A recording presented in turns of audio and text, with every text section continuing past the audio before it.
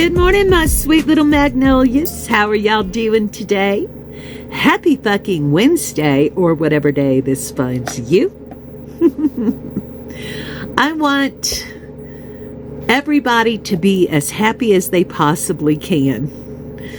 That is what I wish for all of y'all.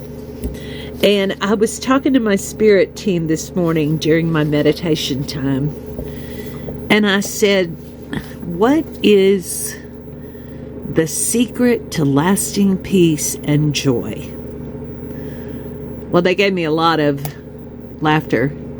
I think a lot of people must ask that question.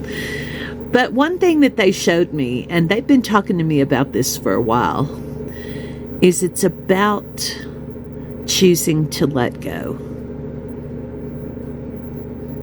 What? Choosing to let go of things beyond your own control. You know, growing up in a home racked with chaos, abuse, never knowing what was going to happen next, walking on eggshells, you know that feeling, and then living in a marriage like that for many, many, many years, not knowing if I said this thing or that thing would get a bad consequence. I became a control freak, trying to control every aspect of my life and my children's lives, poor babies, just to make sure that I didn't upset the apple cart. You know what I'm talking about? Trying to control everything. And it was a miserable existence, because one thing I've learned over the last several years is the only thing that I can control is me. The only thing you can control is you.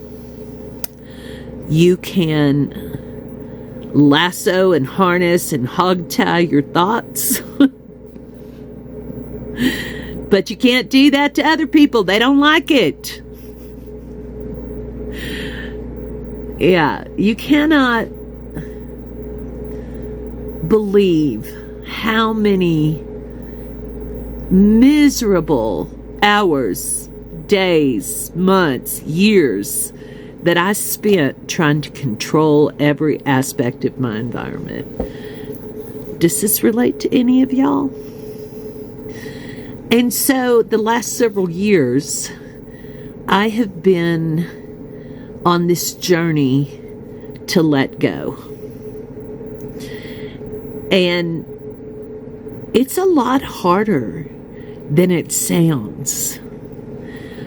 I have to recognize my children are grown. I don't control their lives.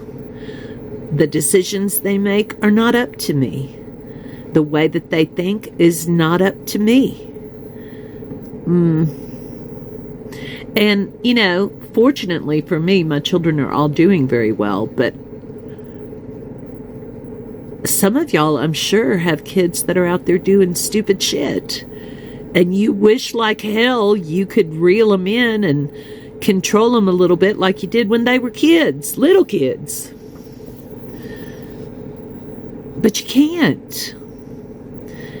And trying to do that just is an exercise in futility. You will be frustrated every moment of every day that you don't let that go. You love your kids, but you let them go. You love your kids, but you let them fly. Even if they're flying straight into a fucking brick wall, you have to let them fly. You love your significant other, but you can't control them. You have to let them be their authentic selves. The only thing that you can control, my sweet little magnolia, is you. Your thoughts, your actions, the way that you either respond or react to something else, your shadow work, your healing, your death and rebirth process, you are in control of you, and that's it. And when you get to a place in your life where you can accept that understanding and release that white knuckle grip that you have on everything else other than yourself, you're not going to have lasting peace and joy. You're just not. So how do I let go, Lainey? That's a good question. It's not easy. You know, I spend a lot of time with my spirit team. I am very blessed to have that time. I don't have little kids running around. I don't have a job that I have to go to and an obnoxious boss that I have to deal with. I don't have a significant other that I have to run things by. Whew, that's so freeing. I have responsibilities, yes, but I have structured my life to make my number one priority my connection with spirit. So I'm very blessed in that. Those of you who don't have that luxury, you have to carve out the space in each day. I find it best in the morning and then again in the evening. When I was working a job or when I was home with my children when they were all little and I had all of these obligations to deal with them and then my spouse, I still carved out time. Now, I wasn't as consistent as I am now. I'm not going to lie. But I still made an effort to carve out time. And the most effective times were early in the morning before the world woke up. I just set my alarm for 15, 20, 30 minutes earlier, depending on how much time I wanted to dedicate to that. And then also before I went to sleep at night. And that set the tone for my day, the morning session, and it set the tone for my sleep, the nighttime session. So those two times are really, really important. So if you've got a lot of distraction in your life or a lot of responsibility in your life, try carving out 10, 15 minutes in the morning and again at night to connect with spirit. Try that. But when you do connect with spirit, you have to tell yourself, I let that go. When thoughts come and bombard you during the day, like, oh, this kid is doing that, or, oh, my boss is being a jerk, or you can't control it, right? So you let it go. This is what I did. One of my children and I have been estranged since 2010. So we're talking 16 years. Gutted me when she made that decision to cut me off. Now, my other kids, they don't agree with her decision. They think it's ridiculous, blah, blah, blah. We have a good relationship. But with this particular child, she made the decision 16 years ago to cut me off. I cannot control that. Not my choice. Her choice. I cannot control it. So, every time I think of her, which is all the time, she's still my baby, I send her love and light, and I send her peace, but I do not try to make her talk to me. I gave that up. It's an exercise in futility. Does it hurt? Yes. Do I wish things were different? Yes. Can I control her choice? No. So, pick your battles. That's what I'm saying here. Pick your battles. And believe me, it's very hard to let that go. I used to call her and leave her a voicemail, even though she's got me blocked. Every birthday, every holiday. When she got married, when she had her first kid, second kid, third kid, when she lost her second child, I did all the things that mothers would do. I called, I offered to be there for her, I told her I loved her. None of it made a difference. None of it. And then when my own mother died and I lost her, but I gained an inheritance, a little bit of money, I thought, oh, now she'll talk to me. I'll give her some money. Because I had told all my kids when their grandmother died, I would give each of them X amount of money. And so I did. And you know what? She talked to me then. Has she talked to me since? Mm-mm. And I was so hopeful. So hopeful. My other kids told me, Mom, she's just talking to you now because she knows she's going to get a big chunk of change. You watch, she won't talk to you later. And a couple of them were upset with me. But I tried to control that relationship in any way I could. And at the time, I could try to buy her off. Try to buy her back into my life. That didn't work either. So I had to learn to let go of her.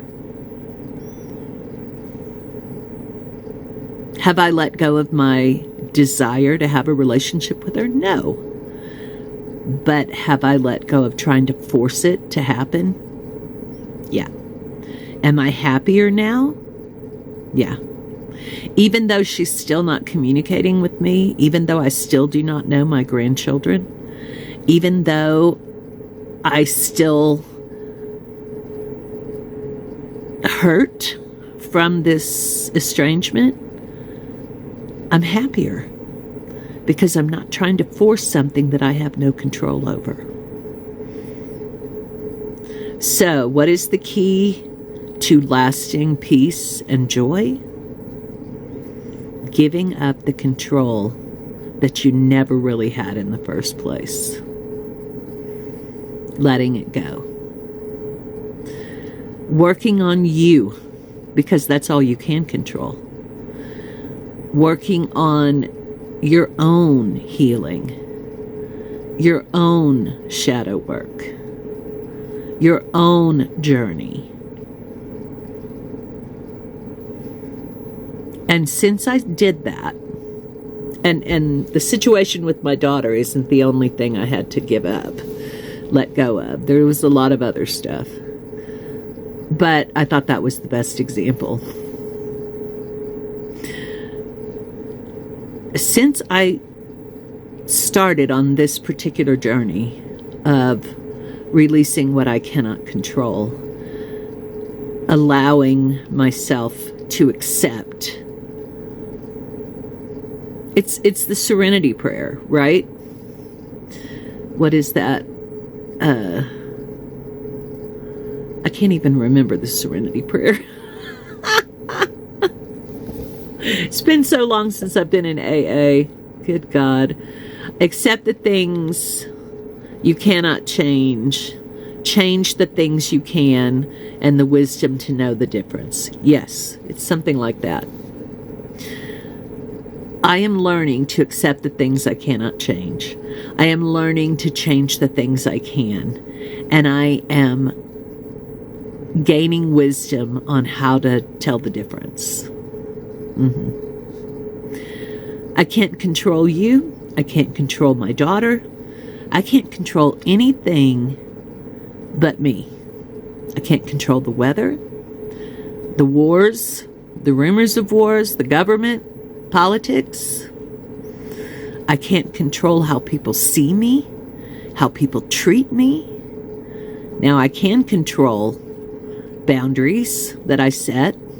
I can control the way I react or respond to any situation.